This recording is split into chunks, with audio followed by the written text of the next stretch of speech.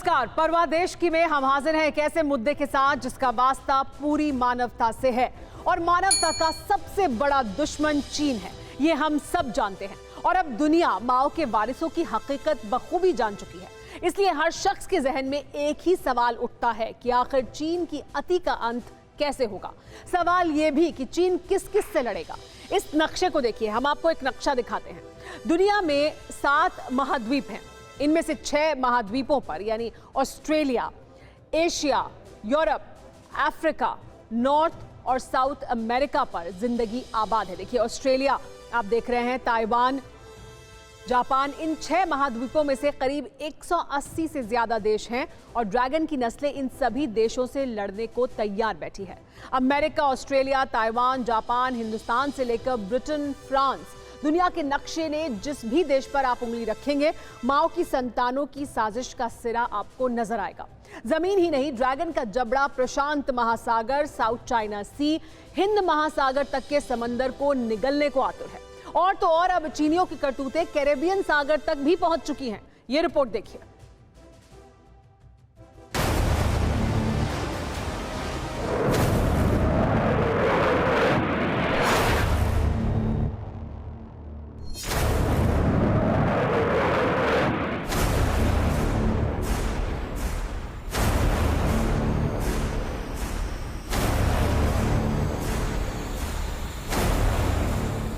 माओ के मुल्क की सरहदों पर बरसती आग इशारा कर रही है कि ड्रैगन के देश के दुश्मनों की लिस्ट बहुत लंबी हो चुकी है।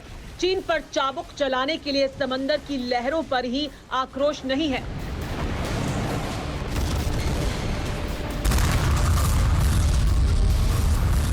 जमीन से लेकर आसमान तक ड्रैगन की नस्लों की हद तय करने का पूरा प्लान है।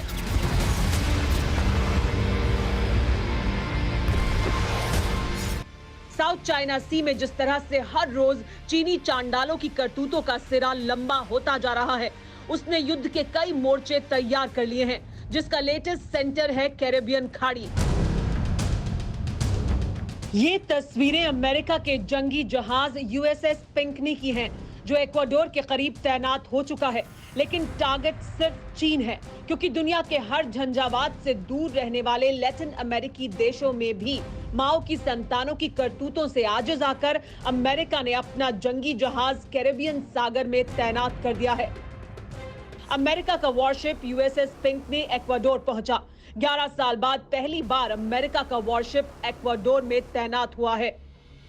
कोरोना महामारी में मदद के बहाने चीन ने लैटिन अमेरिका के कई देशों को गुलामी की राह पर बढ़ा दिया है।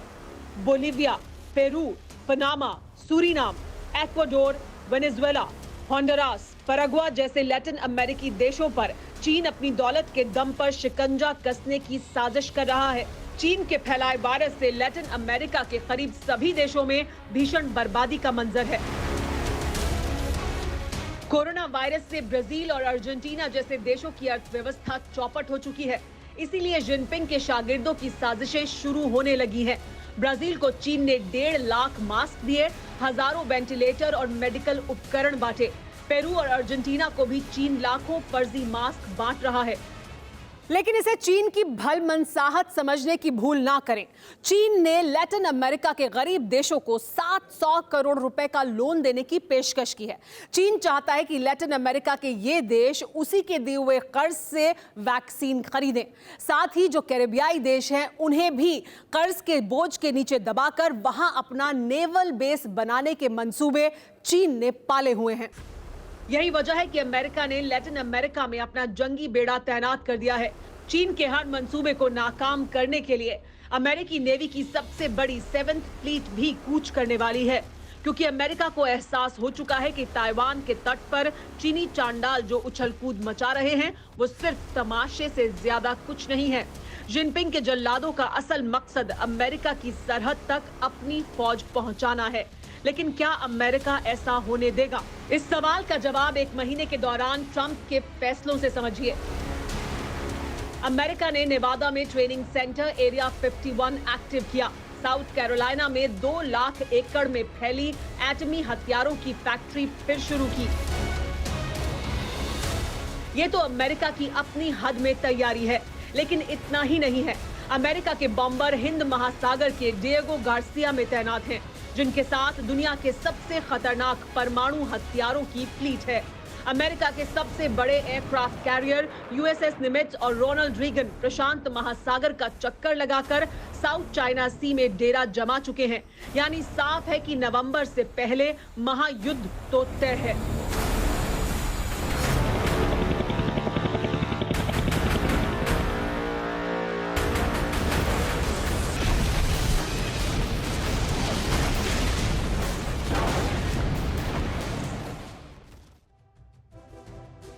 वसीम बरेलवी का एक शेर है, वो झूठ बोल रहा था बड़े सलीके से, मैं एतबार ना करता तो और क्या करता। लेकिन क्या कोई भी मुल्क चीन पर एतबार कर सकता है? पाकिस्तान, मलेशिया, ईरान और तुर्की जैसे चंद बर्बाद मुल्कों को छोड़ दें तो चीनियों पर शायद ही कोई भरोसा करे, क्योंकि चीनी भरोसा करने के काबिल है ही नहीं। चीनी 1000 बार भी झूठ को कितने ही अहम तरीके से बोलें, किसी भी चीज पर यूं ही एतबार नहीं करते। हमें देश की परवाह है, इसलिए हम झूठ की जड़ तक जाने के लिए तस्वीरों, तथ्यों और सबूतों की खोज करते हैं। हम फैक्ट की पूरी पड़ताल करते हैं।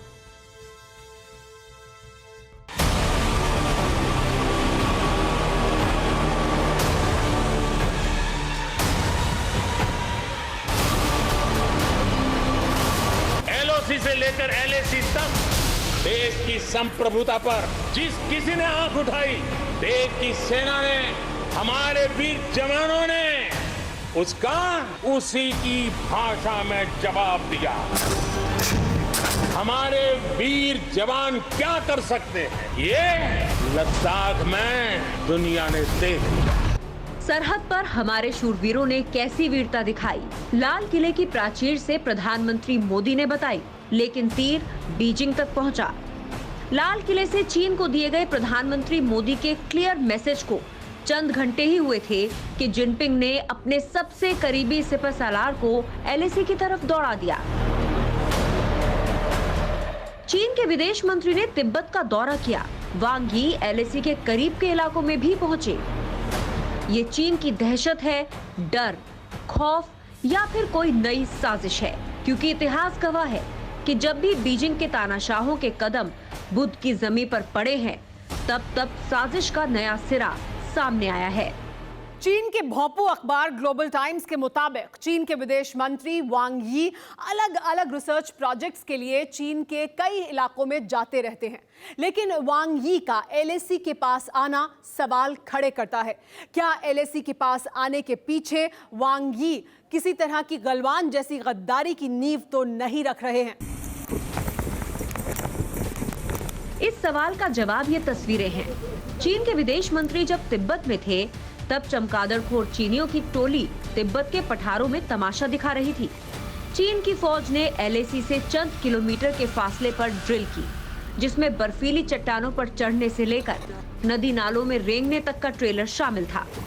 लद्दाख में हमारे जाबाजों के हौसले और तैयारियों के बाद से ही चीनियों का हलक सूखा हुआ है।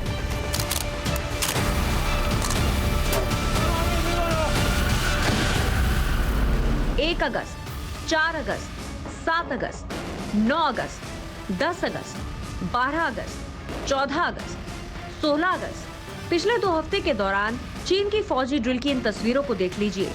चीन ने हिमालय में अपने नए हथियारों को टेस्ट करना शुरू कर दिया है। लाइव फायर एक्सरसाइज में 122 मिलीमीटर व्हीकल रखी जाने वाली होवित्जर तोपों की तैनाती की है, जो खास तौर से एलएसी के करीब ही तैनात की जा सकती हैं।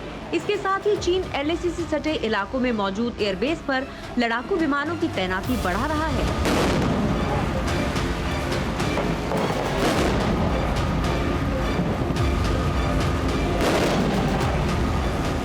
यानी एलएसी पर भले ही खामोशी हो, लेकिन तनाव इस कदर है कि जरा सी चिंगारी बड़ी जंग का सबब बन सकती है। ऐसे माहौल में चीन के विदेश मंत्री का सरहद पर आना ये सवाल तो उठाता ही है कि क्या चीन आने वाले महीनों में बड़ी साजिश को अंजाम दे सकता है? क्या वांग यी को पीएलए की तैयारियों का जायजा लेने भेजा गया है? ये सवाल इसलिए क्योंकि तिब्बत से लेकर शिनजियांग तक जिस तरह से माओ के वारिसों की करतूतें हैं, वो सरहदों को अशांत करने के लिए काफी हैं।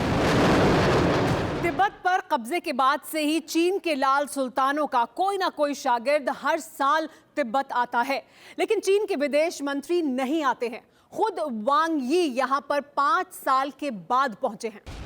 एक और अहम बात ये भी है कि वांग यी को जिनपिंग का बेहद करीबी माना जाता है।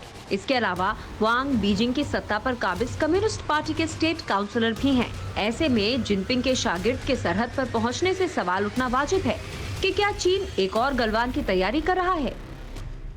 ये विजिट जो है सिर्फ ये दिखाने को है अपनी जनता को और संभवतः भारत को भी कि देखिए चीन असावधान नहीं है। चीनी विदेश मंत्री जा सकते हैं, बॉर्डर तक जा सकते हैं, बॉर्डर में लोगों से मिल सकते हैं। ये संदेश वो भेजना चाहते थे अपनी जनता को और साथ ही साथ परोक्ष रूप से भारत को कि हम भी तैयार हैं। अगर आपने हमसे कुछ गलत बात की तो हम भी पीछे नहीं हटेंगे। 7 दशक से तिब्बत माओ के वारिसों की साजिश का सेंटर रहा है। 1962 से लेकर 2020 तक हमारे देश के खिलाफ चीनियों के हर नापाक मंसूबे का आगाज तिब्बत के पठारों से होता रहा है। इसके साथ ही तिब्बत चीन बॉर्डर पर बुनियादी ढांचे को मजबूत कर रहा है। वहीं पीएलए के बुज़दिल लगातार बम बरसाकर बुद्ध की धरती में बारूदी धुआं भर रहे हैं। ऐसे में आने वाले दिनों में बॉर्डर पर चीनियों की बेहुदगी से इनकार नहीं किया जा सकता है। लेकिन अब गुस्ताख चीन को सबक सिखाने के लिए हमारी तैयारी भी मुकम्मल है।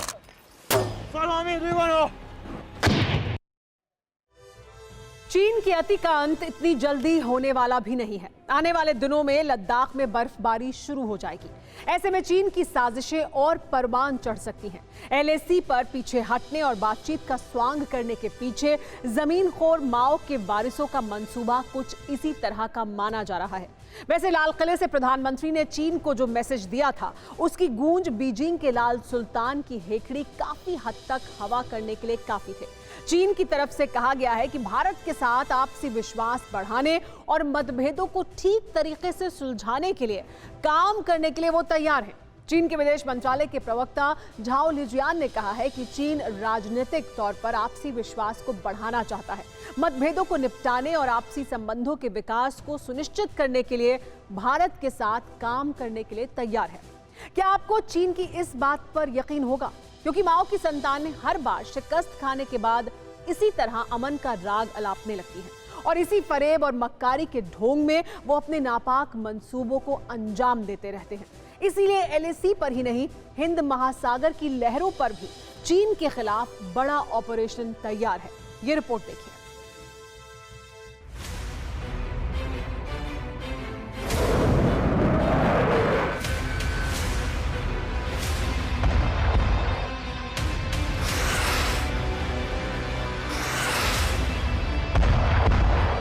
समंदर की लहरों पर हमारी ताकतवर नेवी का ये जंगी बेड़ा चीनियों की कुटिल चालों से निपटने की तैयारी में है।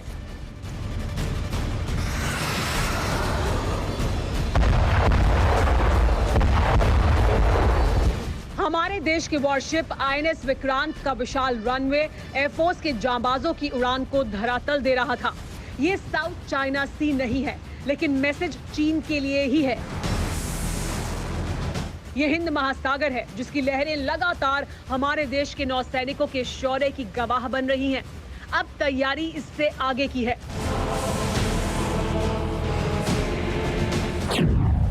बुधवार को नेवी के टॉप कमांडर्स की मीटिंग होगी, जिसमें हिंद महासागर में चीन की साजिशों से निपटने की तैयारियों पर चर्चा होनी है। मीटिंग में नेवी की वेस्टर्न और ईस्टर्न कमांड के टॉप कमांडर्स शामिल होंगे। नेवी के सीनियर कमांडर्स की ये मीटिंग ऐसे वक्त में हो रही है जब लद्दाख से लेकर साउथ चाइना सी तक चीन की करतूतें कम होने की बजाय बढ़ती जा रही हैं। जिस तरह से चीनी चांडाल लद्दाख में हर दूसरे दिन अपनी जंगी बीमारी का तमाशा दिखा रहे हैं, उससे समंदर में भी माओ के वारिसों की साजिशों से इनकार नहीं किया जा सकता है, क्योंकि चीन ने हमारी समुद्री सरहद के हर कोने पर अपने नापाक मंसूबों के ठिकाने बना दिए हैं। इसे ऐसे समझिए,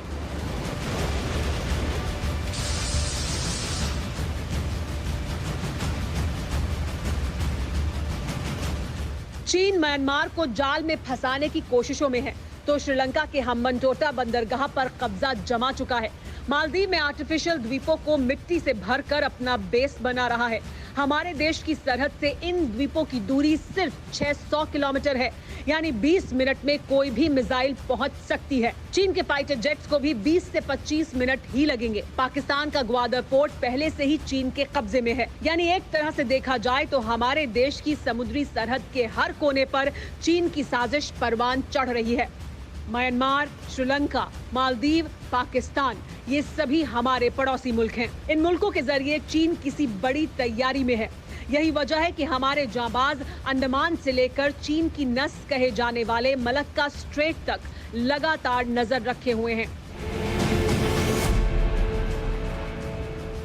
नेवी के करीब सभी जंगी जहाज और सबमरीन्स समंदर में उतर चुके हैं। इसके साथ ही MiG-29 के फाइटर प्लेन भी लगातार परवाज भर रहे हैं।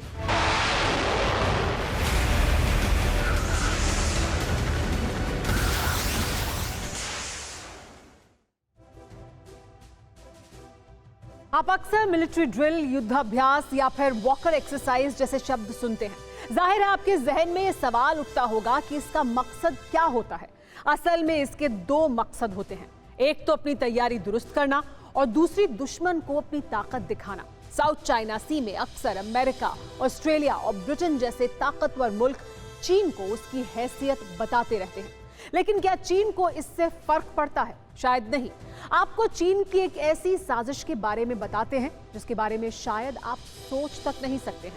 साउथ चाइना सी में माओ के वारिसों ने लहरों पर ही नहीं, समंदर की गहराइयों में भी ठिकाना बना लिया है। ये एक्सक्लूसिव रिपोर्ट देखिए। ये तस्वीरें साउथ चाइना सी की हैं, जहां पिछले 2 महीने से चीन और अमेरिका आमने सामने हैं।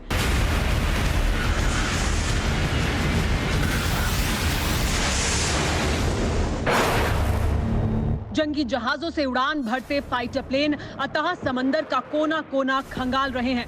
मौजूदा वक्त में अमेरिका, ऑस्ट्रेलिया, जापान, ताइवान और ब्रिटेन के जहाज चीन की हर साजिश को नाकाम करने के लिए लगातार डटे हुए हैं। आलम यह है कि साउथ चाइना सी थर्ड वर्ल्ड वॉर का ट्रिगर पॉइंट बन चुका है, या यूं कहिए कि जंग करीब करीब शुरू हो चुकी है, जिसमें ड्रैगन की डरपोक फौज को शिकस्त मिलनी तय है। इसीलिए चीन ने अब समंदर की लहरों के ऊपर ही नहीं, लहरों के नीचे भी बारूदी मंजर तैयार कर लिया है।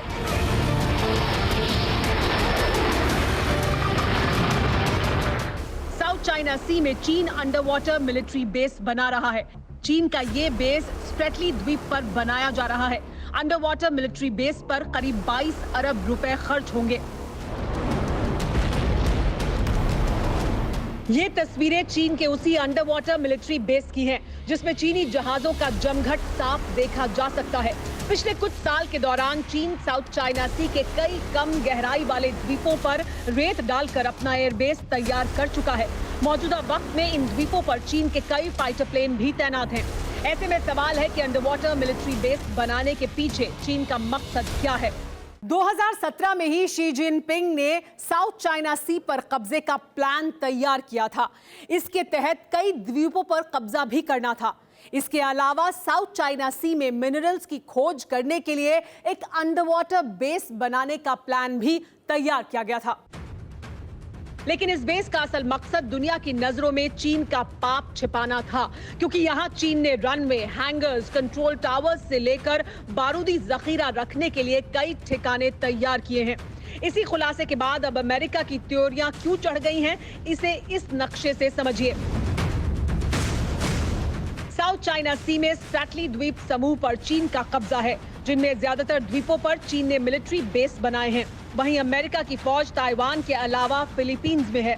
फिलीपींस के द्वीपों पर अमेरिका के एयरबेस में लुम्बिया, मैक्सन बेनिटो, एंटोनियो बाउटिस्टा, बासा और फोर्ट मैक्से शामिल हैं। ताइवान को छोड़कर अमेरिका के इन सभी मिलिट्री बेस की चीनी सरहद से दूरी ज्यादा है। वहीं चीन ने अपने अंडर वाटर बेस पर जंगी साजो सामान जमा करना शुरू कर दिया है। ये सीधे तौर पर अमेरिका को चुनौती है। इसीलिए इस नई जानकारी के बाद अमेरिका ने अपना B-1 बॉम्बर भी चीन की चौखट पर पहुंचा दिया है। वहीं चीन साउथ चाइना सी पर कब्जे के लिए किसी भी हद तक जाने को तैयार है। भले ही इसके लिए शंघाई के सियारों को बीजिंग की बर्बादी की कीमत ही क्यों ना चुकानी पड़े।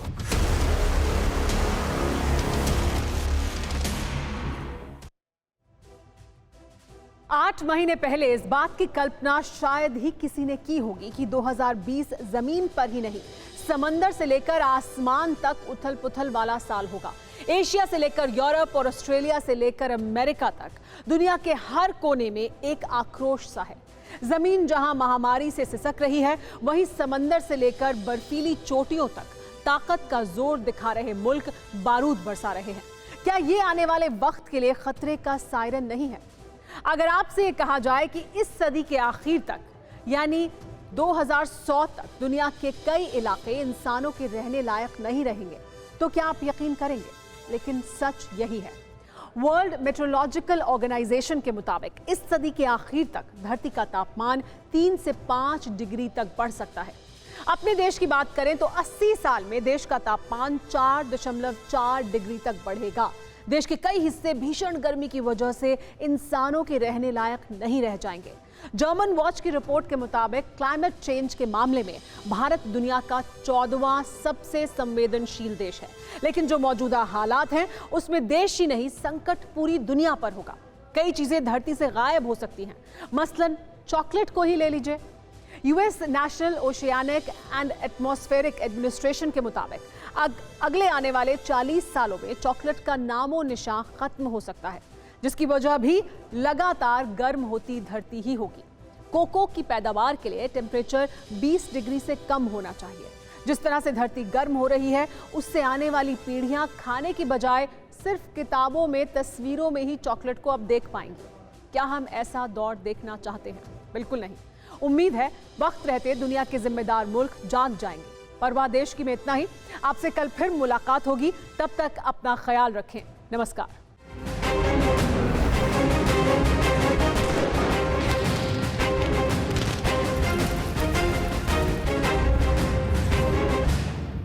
फिक्र आपकी, सोमवार से शुक्रवार रात 9 बजे सिर्फ TV9 भारतवर्ष पर।